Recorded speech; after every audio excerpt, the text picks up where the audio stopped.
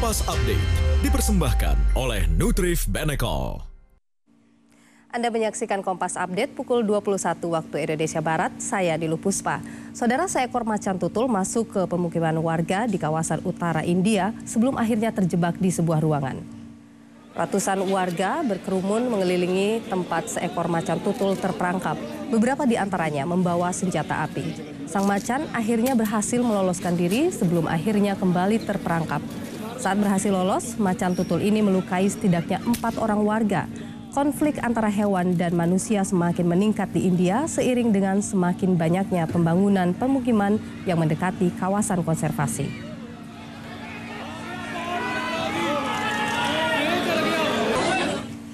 Demikian Kompas Update pukul 21 waktu Indonesia Barat. Beragam informasi lainnya dapat Anda saksikan dalam program Kompas Malam. Sampai jumpa.